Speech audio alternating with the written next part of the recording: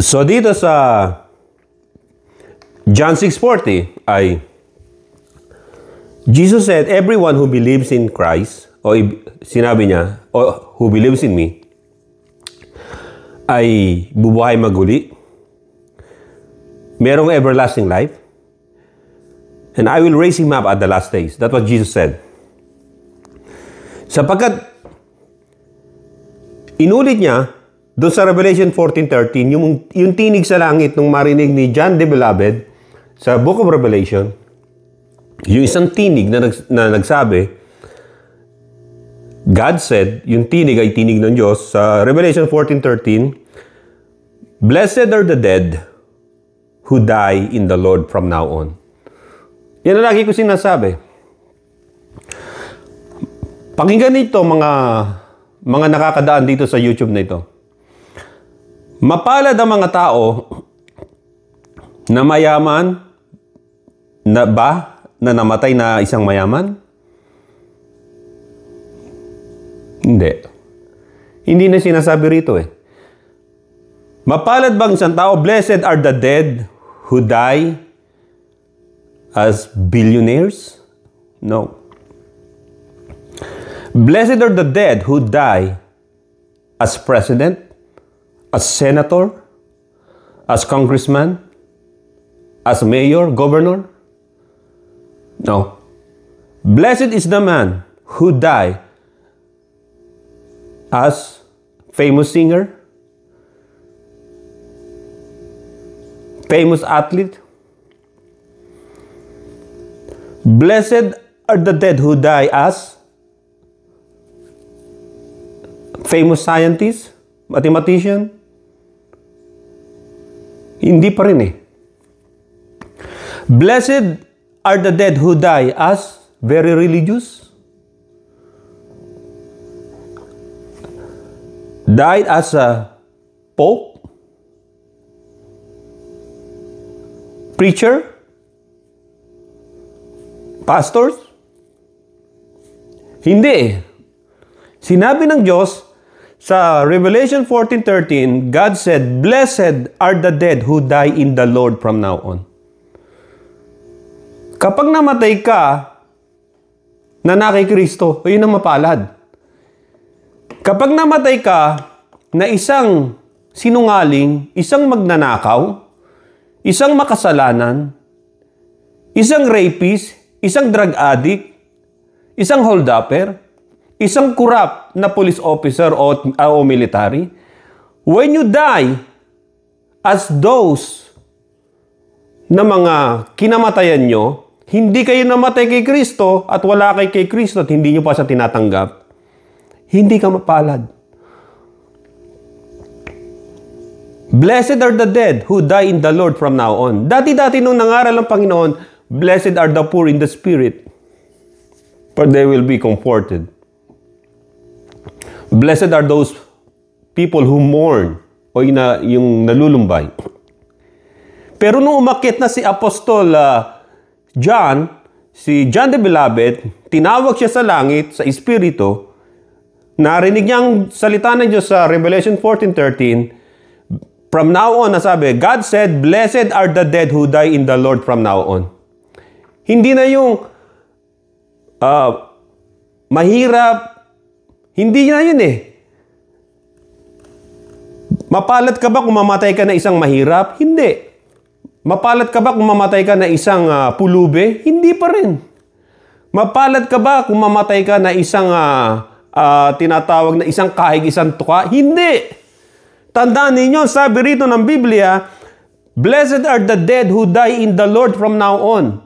Yung estado natin sa buhay, hindi na yun ang pinag-uusapan. Hindi na yun ang sinasabi ng Panginoon, kundi kung ikaw ay namatay, na tinanggap mo ang Panginoon sa Kristo nung nasa lupa ka pa. Nung nabubuhay ka pa sa lupa. Yun ang mapalad. Yun ang mapalad. Hindi ang yaman o tinatangkilik mo, hindi dahil ikay mahirap at aping-api ka, sigurado ka bang papasok sa langit? Dahil mahirap ka, hindi pa rin. May mga mahirap na namamatay, na mahirap na walang pananampalataya sa Panginoon Kristo. Subalit tandaan ninyo, sa ngayon, ang sabi ng Panginoon, sa ngayon, mapalad ang mga namamatay na nasa Panginoon. Blessed who die in the Lord from now on. Huwag mo hayaang mamatay ka sa bisig ng ibang lalaki na hindi mo asawa, o mamatay ka sa pamamagitan ng pagkalango mo sa alak at droga, o mamatay ka habang isinasagawa mo ang pang-hold up o robbery. Mga kapatid, mapalad ang mamatay na naki Kristo mula ngayon ang sabi ng Diyos sa pahayag o Apokalipsis 14, talatang 13. 2 Timothy 2:11 sinabi, "This is a faithful saying, for if we died with Him, we shall live with Him." Kung tayo ay mamatay kay Kristo, ay mabubuhay tayo kay Kristo sa Kanya, which is the resurrection and the life, the eternal life.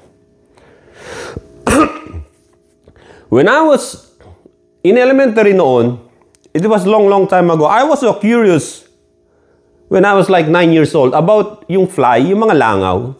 Kasi sa lugar namin daming langaw doon Paranaque. Kasi bandang ilog may nag-aalaga ng mga baboy.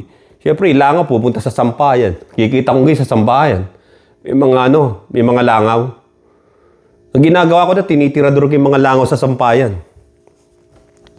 Nanguhuli ako ng langaw. Ang ginagawa ko, kukuha ko ng langaw, mga 3-2 pag naganong ko Lalagay ko sa timba, nilulunod ko. Tama-tama may aburon kasi yung lola ko, mahilig magluto rin yun sa yung kahoy. Nagkaroon ng phobia yun yung pagluluto ng yung shelleng, yung gaas. Kasi muntik magkasunog gamit niya yun. Kasi mga defective siguro yung Nilulunod ko yung langaw. Pagkatapos, nalunod. Kasi nalulunod ang langaw, pero ibig sabihin hindi sila namamatay. Yung pala, nagko-comatose sila. Kumbaga sa suspended animation ginagawa. Tapos yung abo, ililibing ko sa abo. Ang ginawa ko, hindi ko alam na yung abo o yung langaw mabubuhay sa abo. Parang nilunod ko, namatay na siya. At ililibing kita, bibigyan kita ng karangalan mo naman, langaw. Sige, nilibing kong ganun. Doon sa kahoy din naman, sa kahoy. Tinapik-tapik ko pa. Lalagyan ba kita ng krus o nakita ko gumagalaw. Sabi ko, nabuhay. Ba't nabuhay to? Nabuhay. Ang ginawa ko ngayon, nanguhuli ako ng ibang langaw, nilulunod ko talaga. Pagkatapos noon, nabubuhay. Tapos minsan, kukulong nyo sa garapon, pag wala ng hangin, namamatay sila, di ba? Pag nilagay nyo naman sa abo, nabubuhay. Yung pala, yung katawan ng mga langaw na yan, meron parang mga feather na maliliit that they can hold yung mga air o yung Ang ginawa ko, mabubuhay pa kaya to? Ang ginagawa ko, hinanguhuli ako ng langaw, inahawa ko talaga, malalaki. Bangaw, yung mga bangaw ko tawagin. Ginagawa, kukuha ako ng blade, tatanggalin ko naman yung ulo. Lumalakad pa rin, sabi ko, matindi itong mga langaw na to. Kalaro ko yung pinsan ko. Ganun din, mahilig din sa langaw Sabi ko, kunin mo yung manok mo. Patutukan natin sa manok. Kinakain naman ng mga manok. Ewan ko lang kung mabuhay ka pa. Curiosity ko kasi yun Meron akong curiosity na pagkatapos ng buhay nito sa mundo, ano nang kasunod? Alam natin na ang mga kasaysay sa mundo, yung mga pagbabago, maswerte tayo kung makaabot tayo ng makita natin yung pagbabago na split seconds lang o saglit lang. Pero it takes many years, hundreds of years, thousands of years para makita natin yung mga pagbabago, di ba? Hindi tayo aabot ng ganon. Mapalad na tayo, mapalad kayo kapag umabot na kayo ng 50 years old. Kung 40 years old kayo ngayon, yan ang kalagitnaan na downhill ka na. Hindi mo na pwedeng sabihin na ikaw ay kaki o matatag o yung yabang natin, yung kaya ko yan, kaya ko to. Hindi ho. Hindi ho. Kasi, sabi nga, pag ang edad ng tao ay tumuntong na ng 35, downhill na yan. Downhill na yan. Hindi pa uphill, downhill. So, papunta na tayo ron. Mapalad kayo kapag kapag tayo nakaabot ng 50 years ng ating buhay, 5 decades, mapalad ka na.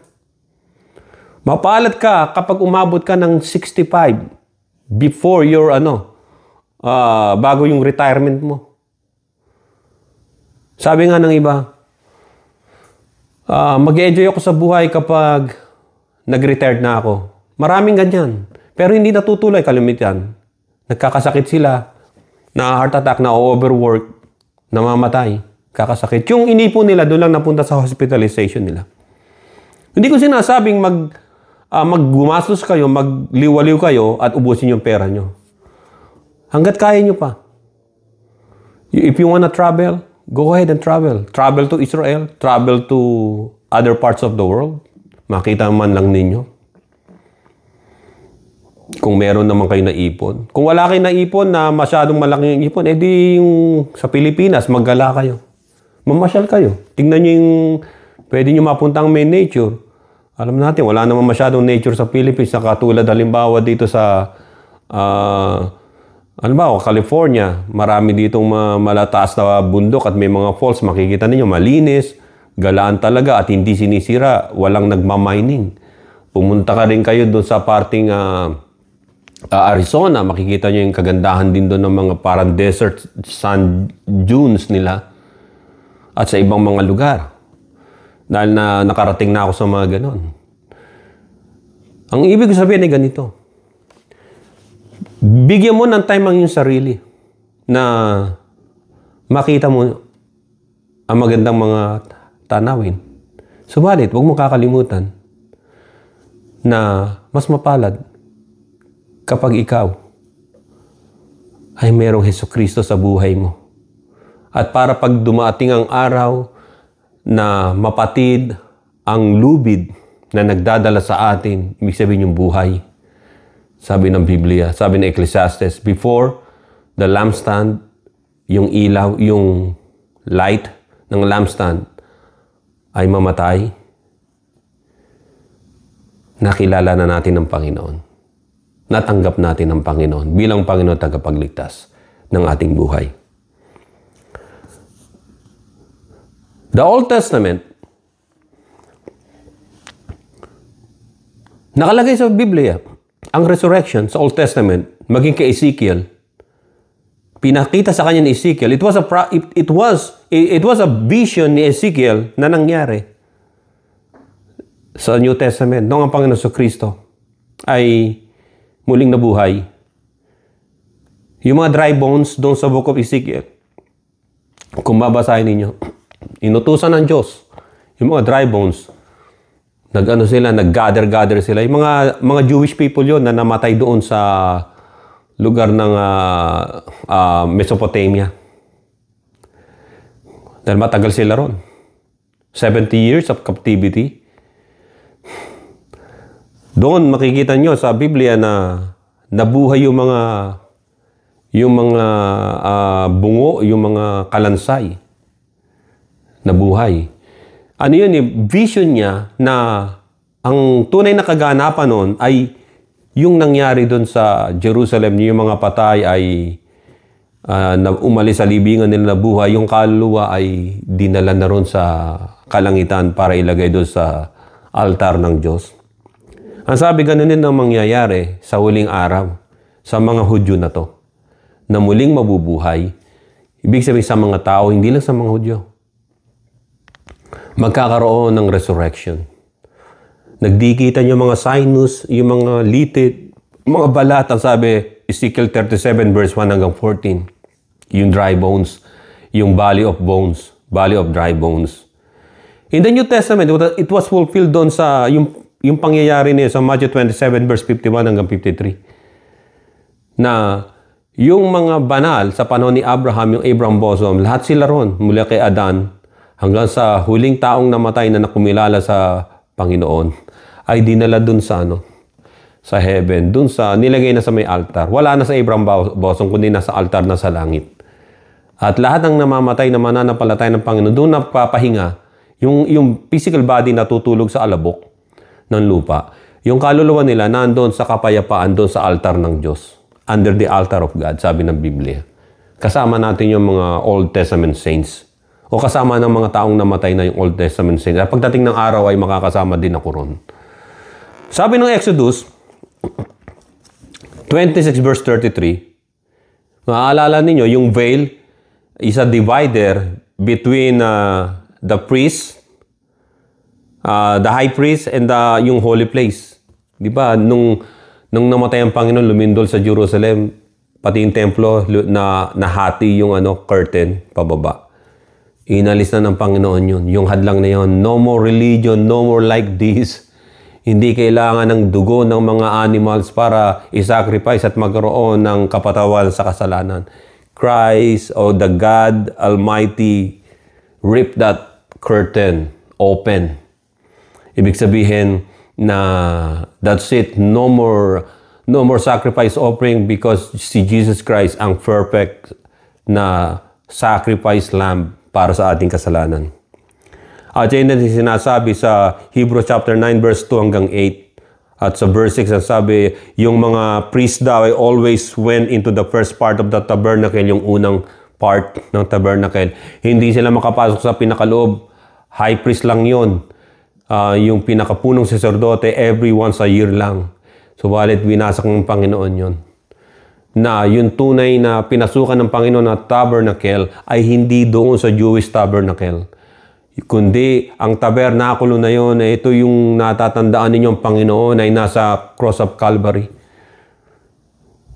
Ang sabi rito yung high priest pumupunta sa loob ng Holy of Holies once a year. Not without blood. Dapat may blood ng isang pure na lamb, na guya, na tupa. Subalit, hindi na yon ang pangunahing paraan ng pagpapatawad ng Diyos sapagkat naganap na ang Panginoon Kristo nang mabayobay sa krus na Kalbaryo at namatay, ay hinandog niya ang kanyang dugo sa Ama sa pamamagitan ng tabernacle na wala dito sa earth na ito. Ang sabi sa verse 11, but Christ, sa Hebrew 9:11, but Christ came as high priest of the good things to come with a greater and more perfect tabernacle not made with hands. So, eto na yon, na hindi dito sa earth na tong tabernacle na yon, more perfect tabernacle not made with hands, doon siya pumasok. That is not of this creation. Hindi sa templo na yon ng mga Jews. Sabi sa verse 12, not with the blood of goats and calves, but his own blood, he entered the most holy place once for all, having obtained eternal redemption. So Jesus, as our high priest, sabi ng Hebrew 5:5 hanggang 10. Yung ginawa niya na paghandog ng kanyang dugo doon sa cross of Calvary ay nasaan yung tabernacle na yon? Ito ba'y nandun sa Jerusalem noon, nung hindi pa nagigiba yung second temple na yon? Hindi siya dun pumasok. Hindi siya pumasok. Sapagat ang Diyos ay hindi nananahan sa templo ng gawa ng kamay ng tao. Sang templo pumasok ang Panginoon. Sang tabernacle pumasok ang Panginoon. Ang tabernacle na yon, yun ang sinasabi rin ng Book of Hebrew na pinagkopyahan ni Moses. Pinakita sa kanya na itong gawin mong tabernacle, makikita ninyo sa Exodus, doon pumasok ang Panginoon sa Kristo sa tabernacle, not of this earth, but of heaven, when He died. And He went over there. Yung kanyang tinatawag na, yung kanyang deity mismo, na as Christ, our mediator, He went over there. Although nung nabuhay ang Panginoon sa Kristo, matatandaan ninyo na gusto siyang hawakan ni Maria. Sabi ng Panginoon, don't touch me. Hindi pa ako nakakakayat sa aking Ama na inyong Ama, sa aking Diyos na inyong Diyos. Nung nakita lang ni Maria na nag-resurrect ng Panginoon. But Jesus Christ, when He was spirit na yung body niya nakahiga doon, nilagay nila doon sa grave, sa Golgotha, doon sa grave na ibinigay ni Joseph of Arimathea. Our Lord Jesus Christ's soul went down first to hell to dump all of the sin of the world. Lahat ng kasalanan nandun. Tapos nung kinuha niya sa Abraham bosom yung mga tao, yung mga kaluluwa, and they went all to the tabernacle, because Christ went to the tabernacle not of this earth but in the heaven, and He offered yung tinatawag na blood of the Lamb doon sa tabernacle na yon, na siya lamang ang tunay na katuparan. At nung nabuhay na maguli ang Panginoon sa Kristo, dan na yun, nakapaghandog na siya. Natatanda niyo yung blood niya. Sabi ng iba, paanong nangyari yun na ang blood ng Panginoon ang naging kabayaran? Sapagkat ng prophecy, siya ay banal at tunay. He is the Son of God and He's also the Son of Man na as a high priest. Ay sabi rito, sa John chapter 19 verse 34, but one of the soldiers pierced his side with a spear, and immediately blood and water came out. At yung blood and water na yon ay umagos sa katawan ng Panginoon at sa krus at pumatak sa lupa. Pumatak sa lupa. At ang sabi ng Biblia na yung dugo ni Abel na ibang isinisigaw sa dugo ng Panginoon sa Kristo, kay Abel ay ang sinisigaw niya ay revenge. Ang dugo ng Panginoon ang dugo ng Panginoon ay redemption sa lahat ng tao.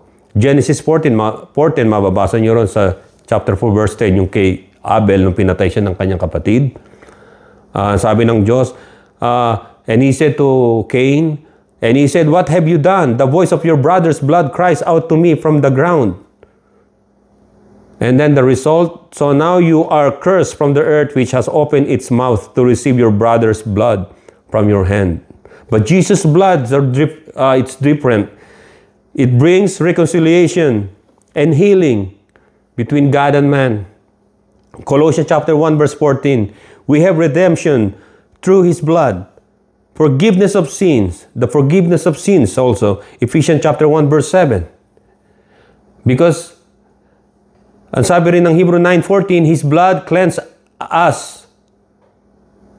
our conscience and ability, and we have ability now to serve the living God through His holy blood.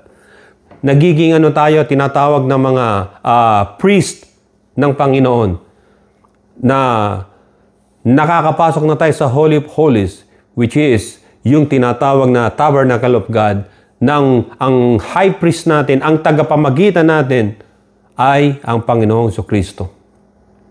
Na siya, nakakapasok tayo, which is the heaven. Yung tabernacle na yon, na hindi gawa dito sa earth. Kaya dito, yung tinatawag na resurrection and the life, yung resurrection ng mga namatay na kay Kristo, nanalik kay Kristo, at yung mga buhay pa and the life, and mga living, ay ganito rin ang prototype ng pangyayari kina Moses at Elijah. Si Moses,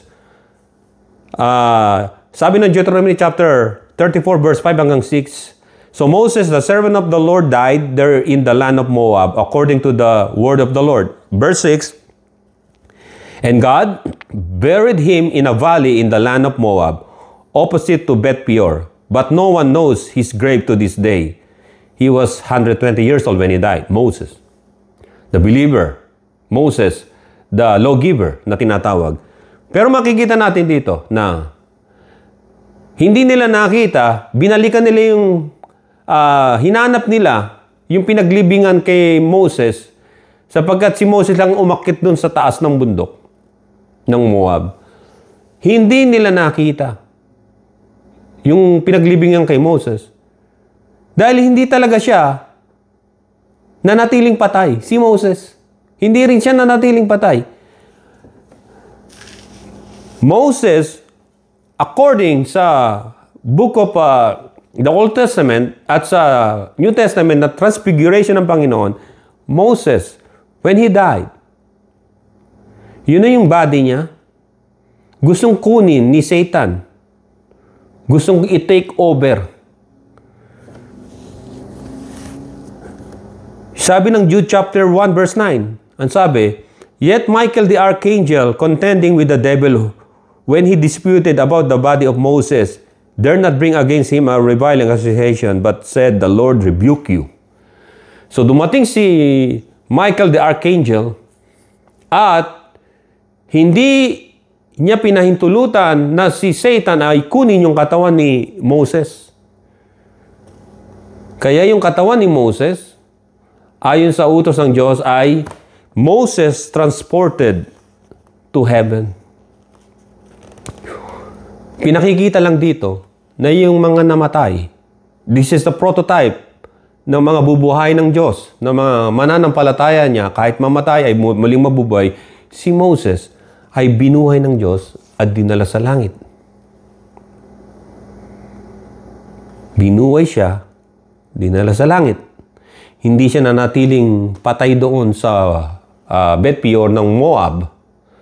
Subalit siya binuhay, gusto pang kunin ni Satan, subalit hindi pumayag ang Diyos at pinadala niya si Michael the archangel. He was transported from the land of Moab to heaven. At makikita ninyo ito sa Matthew chapter 17 verse 1 hanggang 5. Sa transfiguration ni Jesus Christ na ating Panginoon. Si Moses tsaka si Elijah. Ngayon, ano yung kasaysayan ni Elijah? Si Elijah, buhay ng kinuha ng Diyos. It's prototype of rapture. Si Moses ay prototype ito ng resurrection. So doon, inakit siya sa langit. Subalit sa transfiguration, dalawa, nakipag-usap sa Panginoon Kristo. Anong ibig sabihin nito? Makababasa niyo sa Book of Revelation din. Yung dalawang witness na mga ngaral ay malaking posibilidad na sinasabi ng mga teologian na ang babang yun